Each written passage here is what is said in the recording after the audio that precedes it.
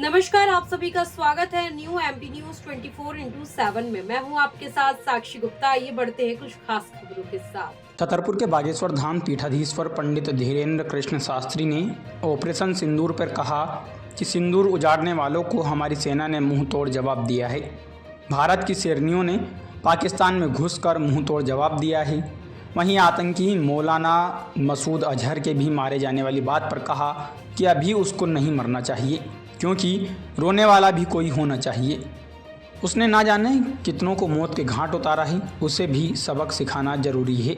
वहीं पाकिस्तान के रक्षा मंत्री के पीछे हटने वाले बयान पर बाबा बागेश्वर ने कहा कि पहले पाकिस्तान आतंकवाद को सिलेंडर करे, उसके बाद भारत पीछे हटेगा। अभी तो यह भारत की शेरनियों की दहाड़ थी। यदि आतंकवाद को ख़त्म नहीं किया जाता तो भारत के शेर जब दहाड़ेंगे तो पाकिस्तान का क्या हश्र होगा, इसकी कल्पना भी नहीं की जा सकती। पूरे विश्व के अनेक देशों में एक सबसे बड़ी समस्या है, वो है आतंकवाद। आतंकवाद विश्व के अनेक देशों के लिए सबसे ज़्यादा खतरा, सबसे ज़्यादा नासूर बना हुआ था। हमको लगता है भारत के प्रतिनिधित्व में, भारत के सिंह, भारत की I proud of you Indian army, Bharat की आर्मी के द्वारा निश्चित रूप से बहुत ही जल्दी जो पाकिस्तान के अंदर पल रहे बढ़ रहे सपेरे हैं आतंकवाद के रूप में, वो उनका नामो निशान मिटेगा। और पूरे विश्व में जहाँ जहाँ आतंकवाद के ठिकाने हैं, हमें भरोसा है भारत की आर्मी उन सब पर कार्रवाई करके उन सबको ज़मीन से ख़त्म करेगी निश्चित रूप से।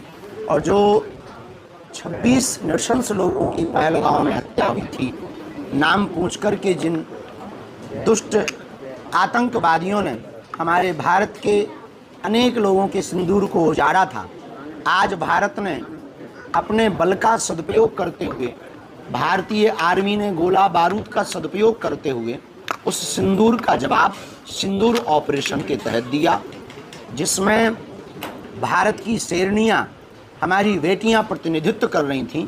और ये उनके लिए जवाब है। हमें तो इस बात से हंसी आ रही है कि ये तो सिंदूर है, अभी मंगलसूत्र बाकी है, तो पाकिस्तान का क्या हाल होगा।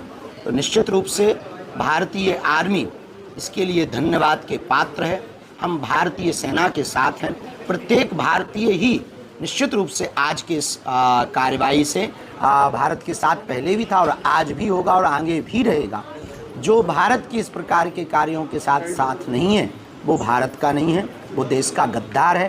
और हमें लगता है कि एक रॉकेट इन देश के गद्दारों पर भी छोड़नी चाहिए। एक बहुत बड़ा मारे गए इसमें मौलाना मसूद अजहर, कोई ना कोई रोने वाला भी तो चाहिए। वो धमकी दे रहा भारत को बदला लूंगा है मौलाना, धमकी दे रहा। अब जब 26 पहलगांव का हम बदला ऐसा लिया है तो वो विचार कर ले कि वो अगर जो है खो देगा तो अपन जो है नदियां बहाएंगे। एक चीज़ और कह रहा है कि उसके घर के 10 सदस्य मारे गए हैं, वह भी मर जाता तो अच्छा होता, ऐसा भी कह रहा है वो। नहीं, वो ठीक कह रहा है, लेकिन रोने के लिए हमें छोड़ना भी तो जरूरी था। कोई ना कोई रोने के लिए अपनी आंखों से कम वो देख तो पाता कि कार्रवाई क्या होती है। किसी दूसरे का जब आप घर उजाड़ते हो, आप आतंकवादी बनकर के किसी के घर को उजाड़ते हो, किसी के सिंदूर को उजाड़ते हो, किसी की भाई की कलाई को सूनी करते हो, किसी की बहन के राखी का रक्षाबंधन का धागा ऐसे ही रखा रहता है, जब उसको आप इस प्रकार से परेशान त्रस्त करते हो, उनकी आत्मा को ठेस पहुंचाते हो, तब तुम्हारी आत्मा को कैसा लगा होगा, ये उसको महसूस करने दीजिए। ये भारत की आर्मी ने बहुत ठीक किया है। हम भारत सरकार को, भारतीय आर्मी को,